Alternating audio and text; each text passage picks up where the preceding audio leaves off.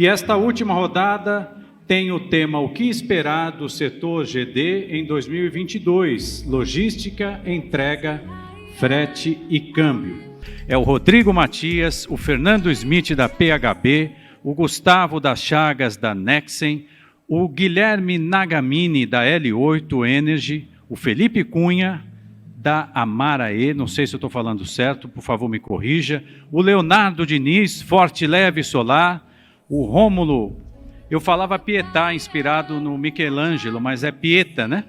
Pieta Tech. E para moderar essa turma toda, vem aí o Rafael Vale. Então, repetindo, é o meeting.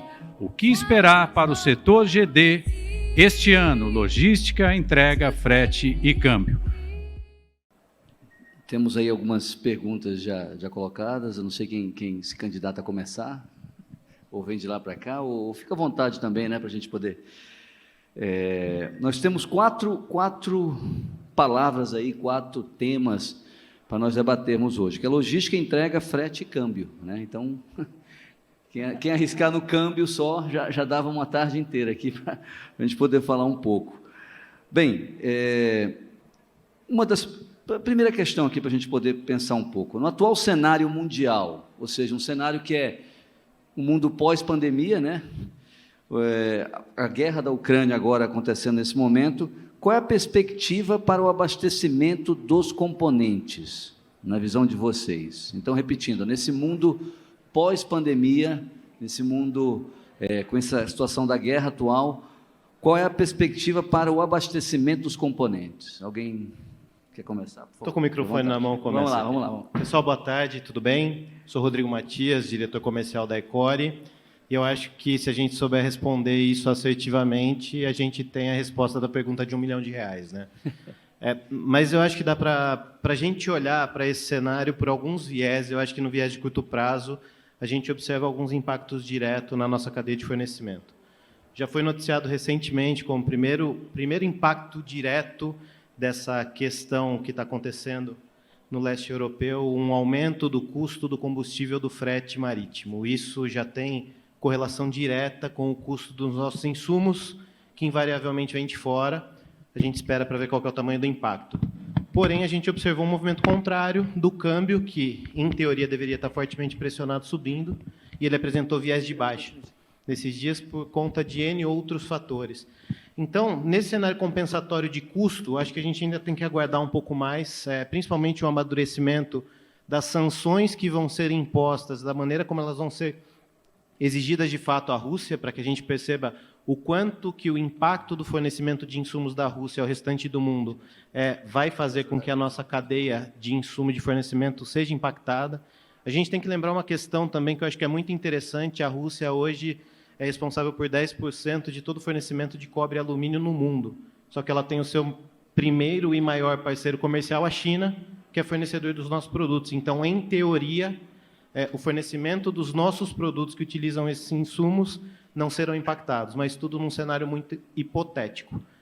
Olhando para o médio e longo prazo, como já foi dito aqui hoje mais cedo, eu acredito que esse cenário de guerra ele mostra a evidência do tamanho do cenário delicado que nós temos do ponto de vista de energias, né? O quanto que a dependência de combustíveis fósseis, do gás, das tecnologias nucleares ainda são impactantes para o modelo de matriz e modelo de economia que nós temos no país. Então, acho que isso evidencia muito a necessidade de uma mudança global dessa matriz energética. Os países que assinaram os tratados internacionais, muito coincidentemente ou não, também são os que compõem o bloco, que combatem tudo isso que está acontecendo.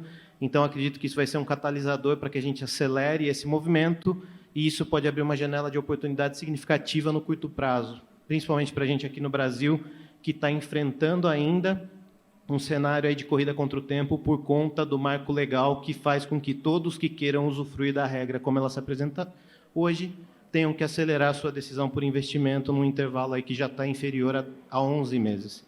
Então, acho que esse cenário ele não é definitivo, ainda tem muita água para rolar debaixo dessa ponte, mas já mostra um desenho mais ou menos direcionado nesse sentido, na minha opinião. Maravilha, obrigado, Rodrigo. Alguém mais? Por favor. Bom, então, boa tarde, pessoal, prazer. Sou Fernando Schmidt, da Engenharia e da PHB Solar. Então, o colega Rodrigo aqui já falou vários pontos muito válidos, né, no que a gente está vendo, infelizmente, hoje aí no globo, né, com a guerra da Ucrânia. O que a gente vê, falar de logística e de garantia e de material sempre é muito difícil. A gente vê que nos últimos anos, principalmente, a gente vem enfrentando alguns fatores que a gente nunca previu, né? Então, uma pandemia global, agora uma guerra que a gente não imaginava que fosse acontecer, ainda mais dentro da Europa, né? Mas, infelizmente, a gente está vendo. Mas falando um pouco mais sobre o frete, a gente estava vendo recentemente uma estabilidade nos valores, aí, então chegou a um platô absurdo, né? Mas chegou após aí a pandemia de Covid. Nós estávamos vendo uma leve queda aí nos valores de frete ultimamente e até de materiais, porém aí surgiu essa instabilidade toda com a guerra na Ucrânia. E ontem mesmo estava vendo uma notícia de algumas pesquisas aí, alguns agentes do setor que comentaram que o valor aí do container de 40 pés pode chegar a $30 mil, então triplicar o valor. Eu não sou tão pessimista assim, eu acho que se resolvendo essa guerra, pelo menos em curto, médio prazo, o valor não deve chegar nesse patamar, eu espero, né, fortemente, mas não tem como prever. Então, acho que ninguém aqui vai ter uma bola de cristal, né, para conseguir cravar um valor, mas o cenário atual é estabilidade de preços, pelo menos até então, porém, uma instabilidade muito grande em cenário global. Por conta disso, a PHB, né, desde da demanda altíssima que a gente teve aí o ano passado, com todo mundo aqui falou, acho que também no CBGD, sobre a falta de materiais e tudo mais. Então, a gente se preparou muito bem para isso, abrimos o terceiro CD, estamos muito bem abastecidos, então acho que o Brasil, pelo menos a curto, médio prazo, tem um estoque legal de material. Não devemos nos preocupar tanto, né, mas temos que ficar de olho porque a gente não sabe exatamente como vai desenrolar essa crise toda. Por sorte, acho que todo mundo aqui, todas as empresas são muito experientes já no mercado, já sofremos anteriormente, então a gente está muito mais bem preparado, né, para esse ano. Mas é mais ou menos isso, é aguardar para ver, literalmente, torcer que se resolva o quanto antes, que isso acabe, que as sanções também venham caindo, para não prejudicar muito mais, né, os nossos principais fornecedores, a China principalmente, com isso que aí também o Rodrigo já comentou. Mas é mais ou menos esse é a minha visão, né, do atual cenário aí global. Maravilha, obrigado. Por favor. Boa tarde, pessoal. Sou Felipe Cunha, diretor da Mara Solar.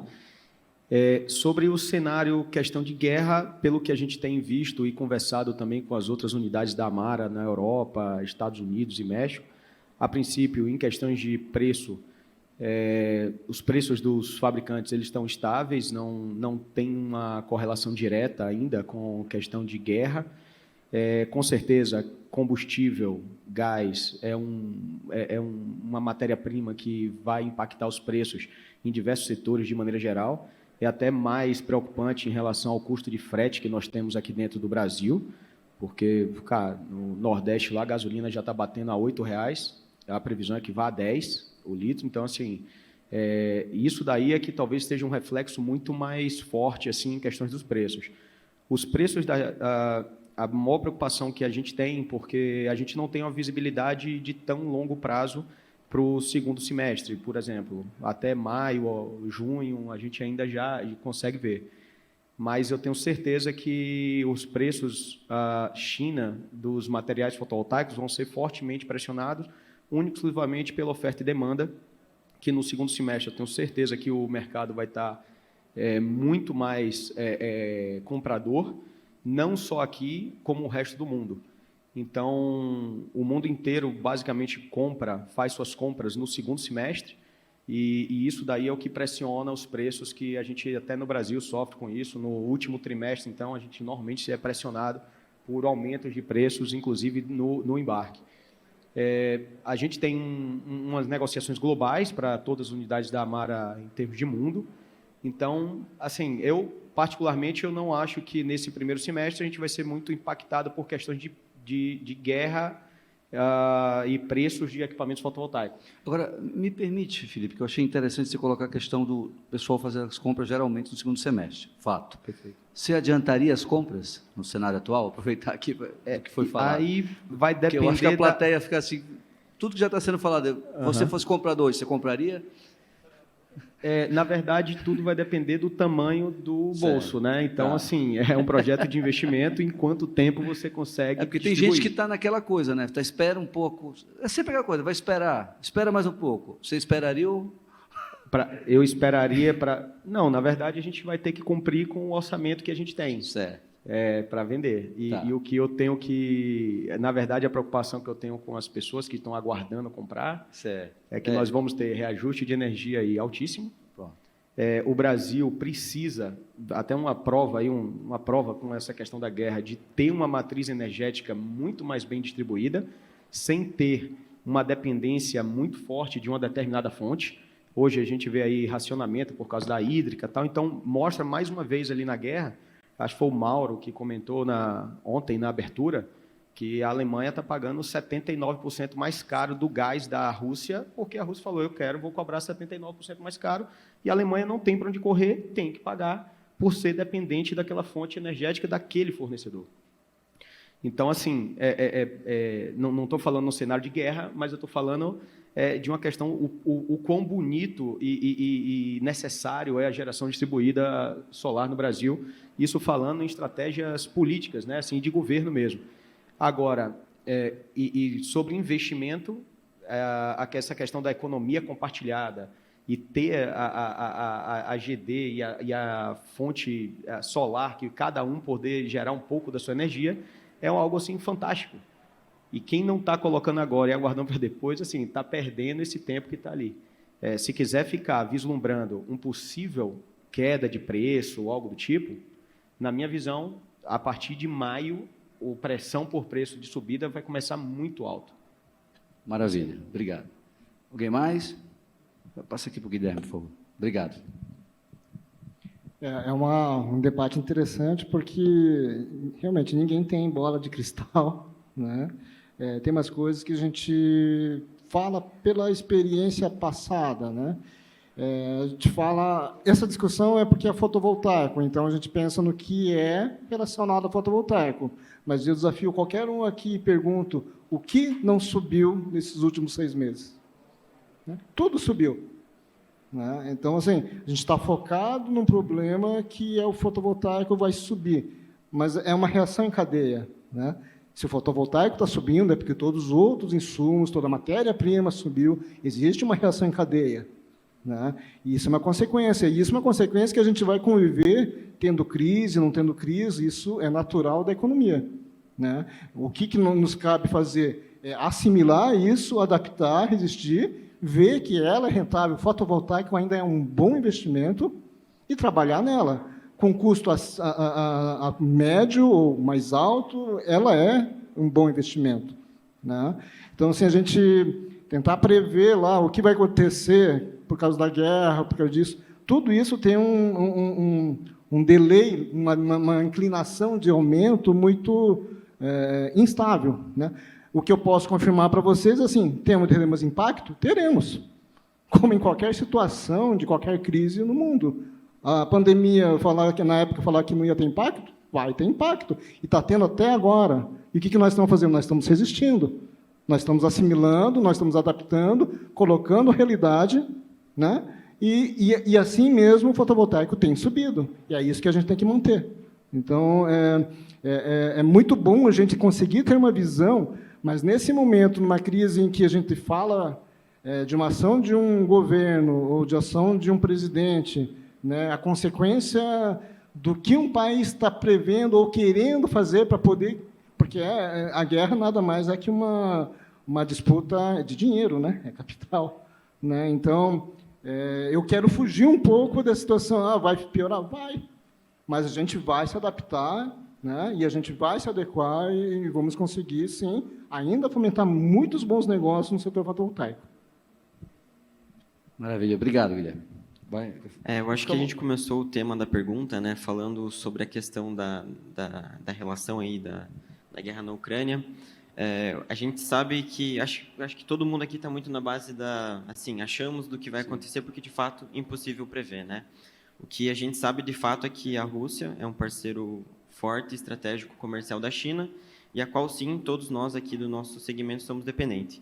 Então, acho que o principal ponto que pode ser o ponto de inflexão aí, positivo ou negativo, vai ser o posicionamento, sim, da China quanto à guerra, aí, dependendo do que acontecer. Entrando também no segundo ponto que a gente levantou, né, quanto o preço vai subir, vai descer, o que vai acontecer. Eu convido a todos aqui questionar todo mundo que já instalou um sistema na sua casa e pedir se ele se arrepende de ter instalado ontem, um ano atrás, o que ele queria fazer. Assim, é fato, não é amanhã, não é daqui 6 meses, não é 3 meses, 1 ano, que é viável você instalar. Era viável 1 ano atrás que você já poderia estar economizando energia. Enfim, gerando retorno financeiro. Então, acho que isso, se a gente colocar na ponta do lápis, aí o pessoal apresentou aqui também, né, os relatórios da Greener mostrando o acréscimo, aí, a subida dos preços dos kits. A gente tem também um ponto bem delicado, que é a questão dos juros, né, subindo aí para tentar conter um pouquinho a inflação.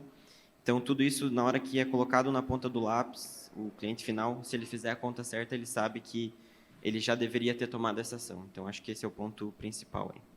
Obrigado. Só tentar contribuir com o achismo aqui de todo mundo, que eu também vou fazer o meu. Lembrando que era sobre a cadeia de suprimentos. A guerra tinha esse finalzinho. Aí foi... Com relação à guerra, eu acho o seguinte: o Brasil é a bola da vez, acho que é por isso que o dólar está baixo. Nós estamos do outro lado do mundo, e do outro lado do mundo, um país pacífico, um país que tem commodities agrícolas, um país que produz petróleo, energia e tudo mais, e eu acho que é por isso que o dólar está baixo, né? A minha visão é essa. E, por outro lado, também, com relação à China, vejo que, com um pensamento extremamente positivo, aí, não sei se os colegas vão concordar, mas eu acho que o europeu pode tirar um pouco o pé, por medo, por receio. E a demanda da China baixando, o preço tende a ser mais justo. Não sei se isso vai acontecer. Essa é a expectativa, né? Apesar de que tudo que eles disseram aqui faz sentido, claro. O frete marítimo, ele com certeza depende muito dos combustíveis. O combustível vai explodir, isso é fato. Não tem como a gente negar, e aí vai afetar o mundo inteiro. Mas tem a questão China, né? Se ela faz os aumentos de preço lá, aquele negócio que eu falei da Europa, pode soar positivo, com a demanda baixando, o preço cair, mas pode soar negativo. Ou seja, eles têm que compensar essa perda de mercado de alguma outra forma. E o chinês, ele gosta de aproveitar de uma situação para poder botar outra. Então, realmente é uma incógnita. Eu acho que a gente vai estar acompanhando.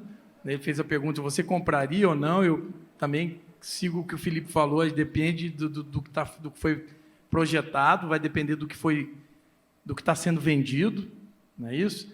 E o resto acho que a gente pode deixar para uma outra pergunta aí. Pronto, né? Maravilha. Quando eu fiz a provocação de que você compraria ou não, porque a gente está vendo que tem um viés de alta. Está aumentando o mercado, né? Está aumentando o combustível, vai aumentar a energia, já aumentou, e a procura também tem aumentado. Então, e nós temos 2 outros fatores, e um terceiro fator que eu vou começar por aqui, a pergunta, que é o fator tecnológico, né? O fator tecnológico, ele é determinante para o crescimento do mercado, que vem já no 12º fórum, desde o primeiro até agora. O fator tecnológico, ele determina qual a importância dele nesse peso total do mercado, da tecnologia. Alô, vou falar um pouquinho então. Porque eu falei assim, vai falar de suprimentos, eu não vou nem me atrever a falar desses caras, né? Mas eu gostei dessa aí, vou passar para os integradores. Isso aí eu usava no tempo da faculdade, sabe? Eu pensava, vou fazer faculdade, estudar, é mó chato mesmo, moleque, né?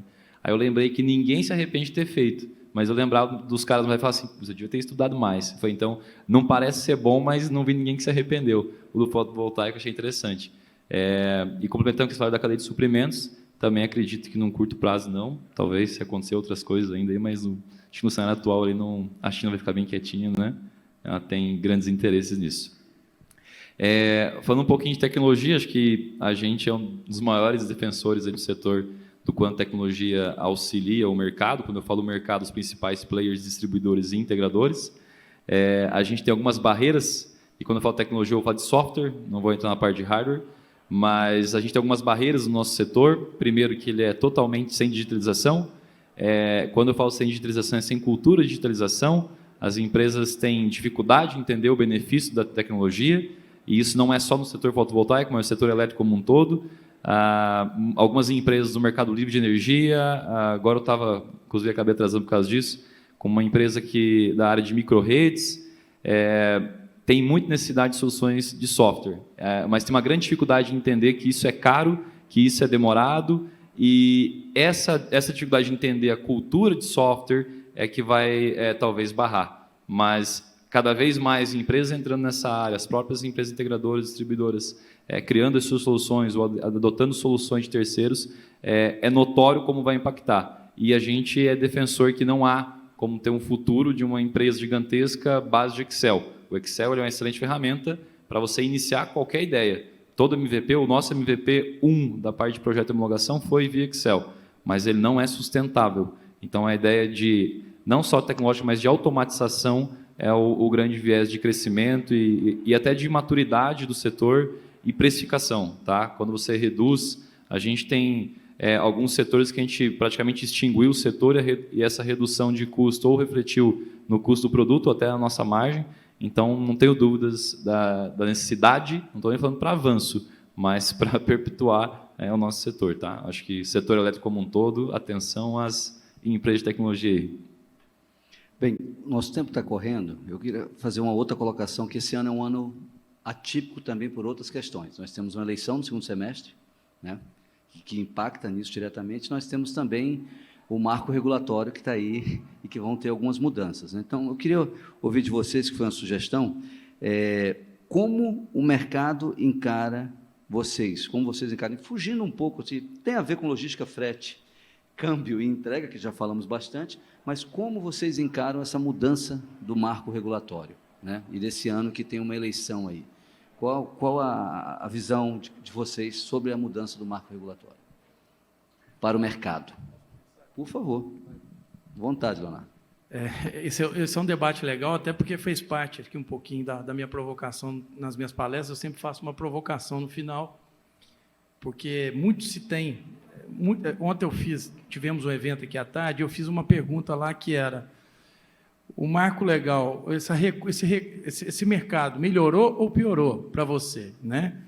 E das pessoas que estavam lá, algumas pessoas falaram: nossa, melhorou, para mim a demanda aumentou demais e tal. E outras pessoas falam: nossa, está muito ruim, está muito parado, não está legal.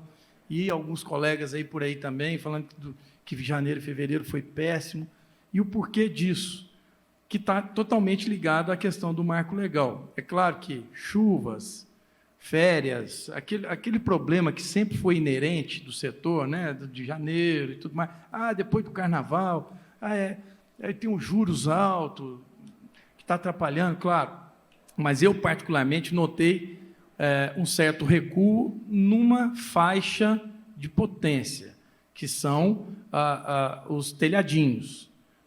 O mercado de médio e grande, eu acho que está voando, está decolando, até porque o pessoal talvez tenha necessidade de um nível de entendimento um pouco mais dinâmico. Então, por que eu estou falando isso? Não é uma crítica construtiva para nós todos, tá? O que eu acho que, de fato, é o fator que hoje está afetando um pouquinho esses kits de menor porte? É porque o pessoal está precisando estudar um pouco mais sobre o que é a 14.300. Tem que estudar, tem que desmiuçar, tirar dúvida e tudo mais, porque o que a gente vende, como eu sempre falo, é a segurança de investimento. Nós não vendemos preço, não vendemos produto, solução, não vendemos engenharia, não vendemos nada disso. A gente vende segurança de investimento. Para que se tenha segurança em investir, e aí é o cara que vai olhar preço, ele vai querer fazer de tudo, né? O médico, o engenheiro, o cara que é o dono da casa. Se a gente não passar para ele, que está ouvindo um zum aí, de que o negócio mudou e tal. Se a gente não tiver propriedade de explicar isso para o cliente final, com veemência e firmeza, de que ele pode investir sem risco, esse mercado vai continuar recuado, enquanto a gente não conseguir fazer isso. Então, eu acho que o impacto está aí. Tem gente que vê meio copo vazio e tem gente que vê meio copo cheio. Isso que aconteceu na minha pergunta de ontem lá. Então, eu acho positivo, porque pelo menos a gente sabe como é que vai ser. Pelo menos assim, o norte a gente já tem. E esse ano, que seria o nosso ano, está sendo desperdiçado por um receio de não saber explicar ou de não ter argumento suficiente para convencer o cliente a fazer o investimento. Excelente. Não sei se dentro dessa mesma pergunta, acho que eu falou muito bem aí. E eu vejo também uma outra questão que o pessoal não comenta muito. A gente tem que olhar para o cenário que a gente estava em 2019, 2020, com aquela incerteza gigante, com a alteração aí que a ANEEL estava promovendo, né, na normativa, que nós tínhamos 5 cenários. O mais provável de virar realidade era o cenário 5, que era o mais prejudicial para a GD. E hoje a gente está num cenário muito melhor do que aquele. A gente tem a garantia jurídica agora, que eu acho que é extremamente importante, principalmente para grandes investimentos. A gente vê que o setor industrial ainda não é o protagonista na GD no país, e teria potencial, o rural e o industrial. Por quê? Porque eles precisam dessa segurança de investimento. Eles não tinham. Hoje, talvez, eles enxerguem essa segurança. Então, eu acho que é um ponto muito positivo. Outra questão é que a gente tem agora uma segurança técnica. A gente precisa, querendo ou não, de uma remuneração pela rede. Eu sei que é complicado falar, às vezes, porque a gente quer o melhor benefício, o melhor payback, o melhor retorno, que é o que a gente tem hoje com a atual normativa. Porém, com o aumento dessa inserção, a gente vai precisar dessa remuneração. Hoje a gente tem, pelo menos com a parcela aí TUS de fio B, né, que vai ser remunerada. Então, já não é um ponto tão impactante, que as concessionárias vinham reclamando muito de não ter essa remuneração, então com o aumento aí da inserção. Então, a gente tem a segurança, a gente tem a garantia técnica agora da continuidade do crescimento. Então, eu vejo como muito positivo. Só a gente tem que, como eu também vim da integração, agora estou na PHB, mas a gente, como integrador, precisa aprender e passar para o cliente as vantagens que a 14.300 trouxe, e também maturar na cabeça desse cliente que o ano que vem não acabou o mercado. Quem não conseguir investir nesse ano, cara, continua tranquilamente o ano que vem. A energia elétrica está subindo muito mais do que o impacto aí da TUS de fio B. Então, eu vejo que essa viabilidade ela tende sim a aumentar para o ano que vem. Não ser esse bicho aí de 7 cabeças que muitas pessoas enxergam. Então, a gente tem que entregar esse entendimento para o cliente, porque muitos clientes eles querem isso aí mastigado. E quem tem que entregar isso somos nós, né? São os integradores, os distribuidores, fabricantes. Tem que mastigar essa normativa, porque é muito difícil de ler uma lei, muito chato de ler uma lei. Então, a gente tem que entregar de maneira didática isso para as pessoas, para elas enxergarem que o mercado está ótimo esse ano, melhor impossível, porque a gente vai ter a garantia aí da 2045 da atual normativa, e vai continuar bom no ano que vem e nos posteriores. Eu enxergo dessa maneira, pelo menos. Então, só antes de seguir colocando, houve uma queda no telhadinho, né? Perspectiva boa, porque tem um marco legal, mas talvez precise fazer chegar de forma clara o marco legal para todas as classes de consumidores do solar fotovoltaico. Por favor, Guilherme. Perfeito. Corroborando com o que o Diniz falou, né? Sobre estudar o marco legal, né? Isso é uma missão nossa, distribuidores e integradores. Quem é que compra o kit hoje? É o cliente final. O que ele consulta? Ele consulta a rede social, Google. O Google responde tudo e muito mais, inclusive o que não tem nada a ver, né? E aí fica tudo muito confuso, né? Então, nós temos que fazer essa parte de inteligência de poder explicar. Se a gente quer que o integrador consiga vender melhor para o nosso cliente, para o cliente final dele, nós, distribuidores, também temos que ajudar com informações mais coerentes, questão de distribuição, como nós estamos falando aqui, né? O que é a cadeia de suprimentos, né? E sobre a lei também, né? E o integrador tem que ter, eu acho que é um assunto que a gente já tem conversado uns 2, 3 anos aqui nesse grupo, que é entender que, no final, é tudo uma engenharia financeira. Vai entrar o 14.300. Ok. Em 2014, 2015, qual que era o payback de uma instalação fotovoltaica? 8 anos. O que isso influencia hoje com 14.300? Vai influenciar um pouco? Vai. Não se compara com o de 2014, 2015. Então, vamos dizer que não é um bom negócio? Não, a gente está sendo ilógico. Então, assim, além do marco, além da lei, a gente tem que ainda continuar trabalhando uma engenharia financeira para mostrar, tanto para o integrador quanto para o cliente final, principalmente para o cliente final, que é o que a gente quer que compre, né, que realmente é rentável. E está ficando cada vez mais rentável, independente do marco. Né? Ou seja, é um excelente negócio, só tem que deixar claro o que aconteceu, né? Deixar passar uma visão, não essas de fake news, essas pesquisas que o pessoal pesquisa e acha que está respondido ali na internet. Obrigado. Boa. Assim, diferente talvez aí de algumas opiniões aqui da mesa, assim, o ano não tem erro, assim, não vai ter errada dessa questão do crescimento da Solar.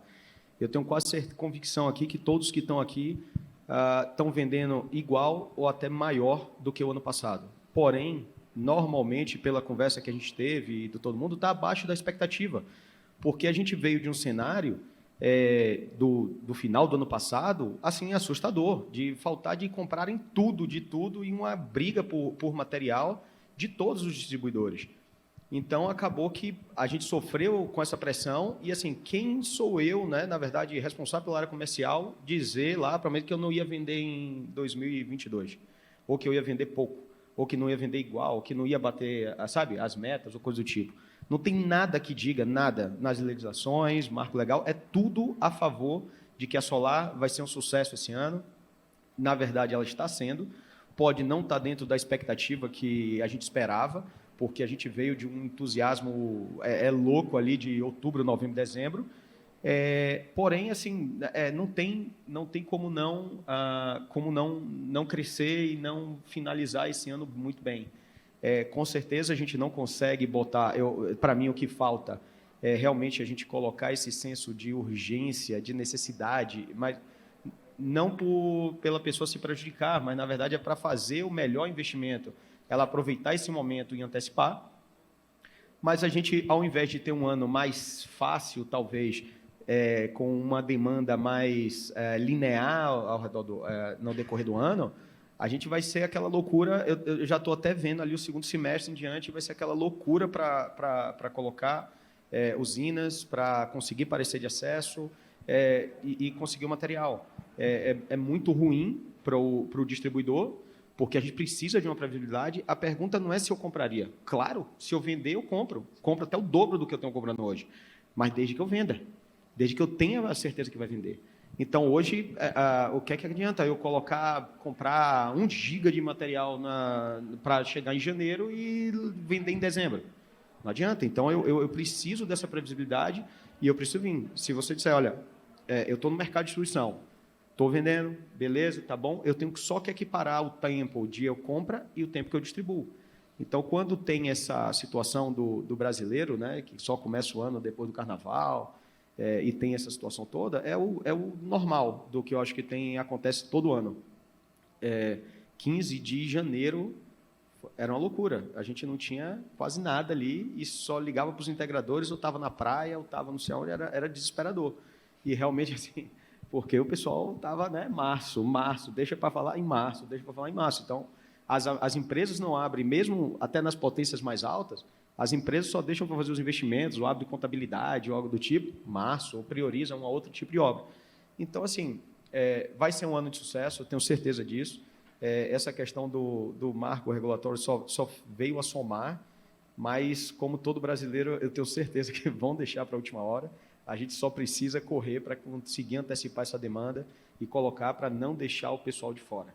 Porque é muito chato, por mais que a gente se esforce, deixe no final dizer assim, cara, eu não vou conseguir te atender, ou o cara chega ali no último dia, 30 de dezembro, cara, a gente dentro da Amara, fazendo a operação de entrada de container e expedição no mesmo dia, assim, para finalizar o ano, para poder conseguir expedir tudo. Era assim, uma loucura, cara, 30, 31 de dezembro, cara. Não dá. Antecipem, pessoal.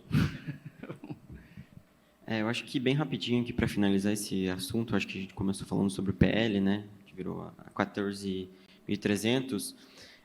Eu acho que vai muito do pessoal começar a se preparar, não, já deveríamos estar todos preparados, né? Mas a gente sabe como funcionam as demandas e principalmente do integrador entender qual é a mudança de fato, encarar o problema do tamanho que ele é, né? Se de fato é um problema. E, assim, se a gente vê que é um problema, tentar contornar. De que maneira? A nova lei lá diz que agora eu preciso dar um calção para mega usinas. Cara, tendo isso, eu vou bater na porta de quem não está disposto a pagar isso? Do cara que não quer adiantar dinheiro para investir na usina? Ou eu vou bater no cara lá que tentou fazer um biooptante lá antes da mudança da lei e não conseguiu? E que agora a 14.300 tornou isso viável. Então, acho que isso vai de fazer o entendimento, absorver tudo que está escrito lá dentro dessa lei e atuar de forma mais estratégica e nos nichos de mercado especificamente que vão se tornar viáveis cada vez mais aí, decorrente do acréscimo, do aumento da energia especificamente. Mas se você me permite só fazer um último comentário quanto a isso, até como um contraponto ao que foi feito, eu tenho certeza que trabalhar com uma informação é melhor do que trabalhar com informação nenhuma. E o marco legal ele vem realmente trazer uma informação para o mercado que ele gera minimamente uma previsibilidade de comportamento por um longo prazo. E isso é muito bom.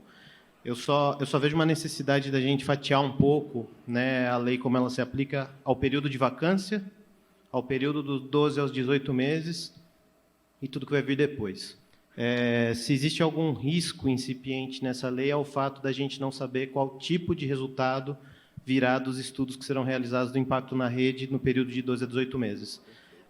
O viés de segurança jurídica, que deveria estar completamente contemplado dentro de uma lei, no meu entendimento, ficou um pouco prejudicado no momento que você gera um cenário de incerteza por saber que um conselho, que aí é uma opinião muito pessoal minha, que no passado apresentou um viés um pouco parcial por um dos lados que pesaram nessa balança, é que vai determinar qual é o tipo de impacto que nós vamos enxergar.